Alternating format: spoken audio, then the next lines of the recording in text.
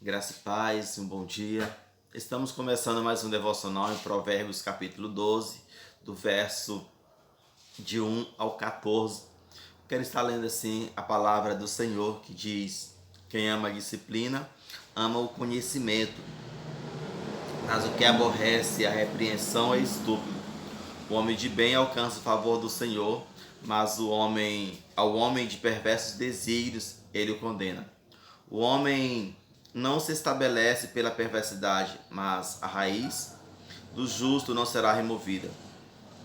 A mulher virtuosa é a coroa do seu marido, mas a que procede vergonhosamente é como podridão dos ossos. Os pensamentos dos justos são retos, mas o conselho dos perversos é engano. As palavras dos perversos são emboscada para derramar sangue, mas a boca do justo o livra o homem. Os perversos serão derribados e já não são, mas a casa do justo permanecerá. Segundo o seu entendimento será louvado o homem, mas o perverso de coração são desprezados. Melhor é o que se estima em pouco e faz o seu trabalho, do que o vanglorioso que tem falta de pão. O justo atenda para a vida dos seus animais, mas o coração dos perversos é cruel. O que lavra a sua terra será farto de pão, mas o que corre atrás de coisas vãs é falto de senso. O perverso quer viver do que caçam os maus, mas a raiz do justo produz o seu fruto. Pela transgressão dos lábios o mal se enlaça, mas o justo sairá da angústia. Cada um se farta de bem pelo fruto de sua boca, e o que as mãos do homem fizerem, ser-lhe-á retribuído. Aqui nós estamos no capítulo 12 de Provérbios. Ele divide em duas subseções, que trata sobre o discurso de Atos, né? O discurso de Atos e seus efeitos e suas consequências, trazendo essa ideia contrastante entre restos e justos, disciplina e estúpido, a mulher virtuosa e a vergonhosa. Então ele traz essa ideia contrastante, esse jogo de palavra que o escritor de Provérbios gosta de estar fazendo, né? Que marca aí este livro. Aí a introdução do versículo 1 ao versículo 3, de 1 a 3, ele apresenta os elementos fundamentais da unidade, é uma caracterização de sábios e estúpidos. Traz aí umas características bem claras entre os sábios e o estúpido. Ele diz que o sábio ele ama a disciplina, ele ama o bem, ele alcança o bem e ele se estabelece, ele é estabelecido, ele tem ser fincado, tem sua raiz fincada e se estabelece onde ele está. Já o perverso, ele é estúpido, ele traz sobre si a condenação e ele não consegue se estabelecer em local nenhum por causa da sua estupidez, da sua vida desprovida de sabedoria, de entendimento e do cuidado de Deus sobre tudo. Então ele traz essas duas ideias aí, e essa introdução aí sobre o estúpido e o sábio. Aí no versículo 3, no versículo 4, aliás, ele fala sobre, traz uma ideia de uma mulher, a mulher estúpida, a mulher virtuosa e uma mulher sem entendimento. Que a mulher virtuosa, ela é coroa para o seu marido. O cidadão, o homem que tem uma mulher sábia, uma mulher virtuosa, as pessoas olham e falam assim, a mulher de fulano é uma mulher prendada, uma mulher de caráter, uma mulher de bom entendimento, uma mulher cuidadosa. No entanto, aquela mulher espalhafatosa, aquela mulher de mau procedimento, fala assim, rapaz, fulano é casado com uma mulher que não vale nada, não vale gato em terra. Então, o marido, ele acaba levando uma credibilidade por causa da sua mulher. E sendo até respeitado pelas pessoas por causa de uma mulher que tem bons procedimentos, uma mulher que tem um bom caráter. Aí ele prossegue no versículo 5 aí com essa ideia contrastante. Os pensamentos do justo são retos e o perverso ele traz o engano. Ele contrasta entre aquilo que os justos, né, que são os pensamentos retos, um caminho reto, um viver reto, e o justo ele carrega consigo o engano.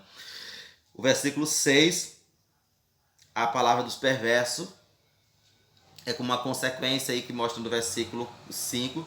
Os perversos trazem a sua palavra o engano, ele pratica emboscada com a sua boca, e o justo ele livra homens, ele é reto, os pensamentos são retos, mas é reto, ele livra as pessoas, livra a si mesmo e aqueles que lhe cercam. O versículo 7, os perversos, eles são derribados, né? Ele traça engano, para sua boca profere engano, ele procede, ele lança emboscada e ele acaba derribando as pessoas. E os seus planos são derribados, aquilo que ele projeta sobre si são derribados, não se firma. E aqueles que estão ao seu redor acabam também por ser atingidos pelos seus atos.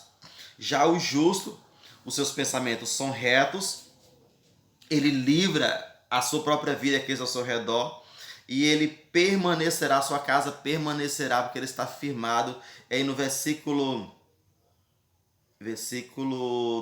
3, ele fala que a casa do justo ela está firmada, as suas raízes não será removida. Aí ele está alicerçado, bem firmado no Senhor, e o Senhor firma ele. Ele também traz uma ideia de eternidade, do cuidado do Senhor sobre ele. Mas aí também traz a ideia já que o justo ele será desarraigado e a condenação, aliás, do perverso será desarraigado e a condenação que o acompanha por causa da sua vida de iniquidade e perversidade. Tanto ele é condenado, como ele leva aqueles que estão ao seu lado à ruína. Ele prejudica, ele causa dano, ele causa destruição àqueles que estão ao seu lado, aquele que é perverso. Olha só que situação, meus queridos irmãos e amigos que me ouvem. Como o enredo vai se formando aí desse texto. Aquele que é justo, ele ama a disciplina, ele não será condenado, ele tem a sua casa firmada, a sua raiz não será arrancada, os seus pensamentos são pensamentos retos, ele livra aqueles que estão ao seu lado pelo seu ato de justiça, seu ato de vida reta, e ele permanece plantado onde ele está e, sobretudo, diante do Senhor, e conduz aqueles que estão ao seu lado, né? Já o perverso já é totalmente o contrário. Ele é estúpido, ele traz sobre si a condenação, ele é vanglorioso, seus pensamentos, o seu caminho é de engano, ele pratica emboscada e causa dano para si e para quem está do seu lado. E ele não se firmará nem diante dos homens, nem diante de Deus, nem na comunidade que ele está, nem diante de Deus. Ele causa dano para a comunidade, para si, e está ainda desprovido dos cuidados de Deus, da graça de Deus e da eternidade. O versículo 8. Segundo o seu entendimento será livrado o homem, mas o perverso de coração será desprezado. Ainda aí continua trazendo a consequência daquele que tem uma vida, aquele que é perverso de entendimento, perverso de ações, e daquele que anda segundo os caminhos do Senhor. O versículo 10,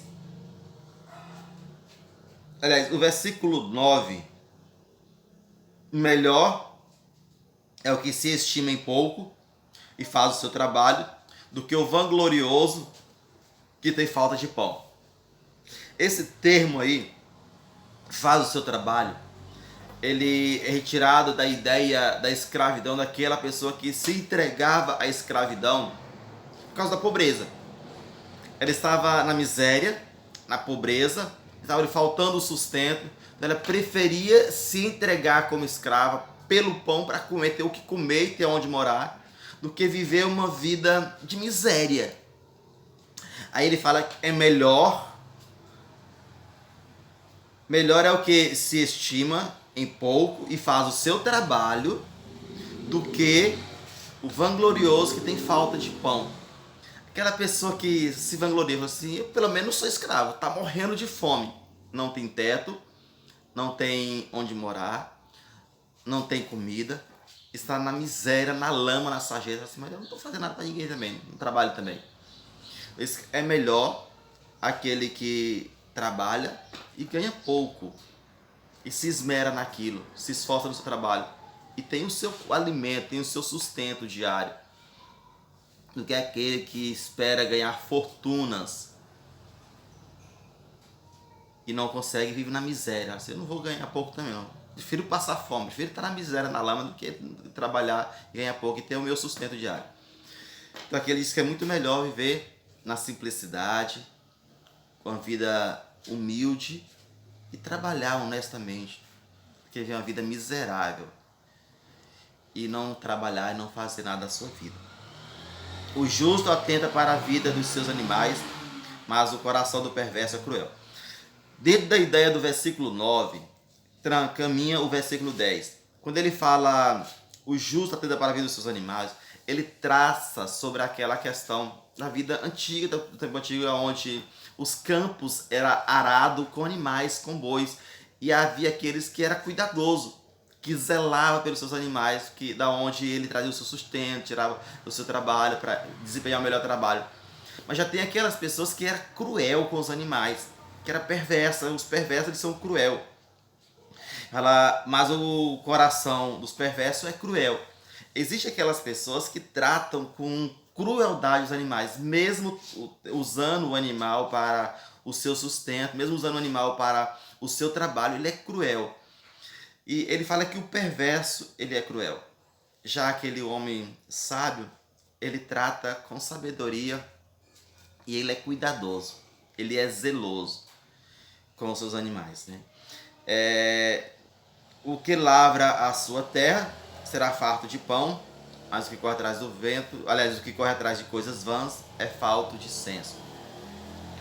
O escritor de Provérbios, ele trata sobre a questão do trabalho e ele trata isso como uma questão de dignidade. Não está falando de profissões de alto nível, ou de que todas as profissões, aliás, são de alto nível, né? E são necessárias. Ele não está falando daquele que tem alto salário, daqueles que têm uma profissão, por exemplo, mais confortável, trabalha no ar-condicionado, num escritório, não. Ele está falando que o que lavra a sua terra é farto de pão, falando a questão da dignidade do trabalho.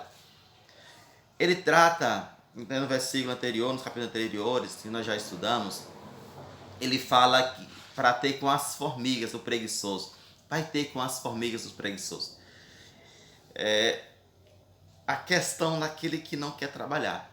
Ele chega a falar, o escritor de Provérbios, que aquele que não trabalha é melhor que não coma. Então, o que lavra a sua terra será farto de pão. Aquele que trabalha vai ter que comer. Aquele que trabalha vai ter o sustento. E nos dias difíceis, aquele que trabalha, as pessoas terão alegria em estender a mão. Fala assim, não, ele está passando por uma situação difícil, mas ele não é uma pessoa trabalhadora. É circunstancial que está passando, não é porque ele é preguiçoso. Já o preguiçoso, aquele que tem falta de pão, que não trabalha, as pessoas não têm disposição em querer estender a mão, porque ela é a pessoa miserável, preguiçosa, que não tem coragem de limpar o terreiro da sua própria casa. Então aqui ele traz esse contraste e sobretudo, aquele que é diligente no seu trabalho, ele recebe das mãos do soberano Deus o cuidado. Deus o olha e Deus o suprirá a sua necessidade. Deus o cuidará com amor, com diligência, aquele que é trabalhador, aquele que tem a sua mão posta no arado. O perverso quer viver ou da caça dos maus. O perverso ele quer viver de forma ociosa e ainda às custas da perversidade ou de práticas de atos perversos, de atos maus. Mas a raiz do justo produz o seu próprio fruto, né?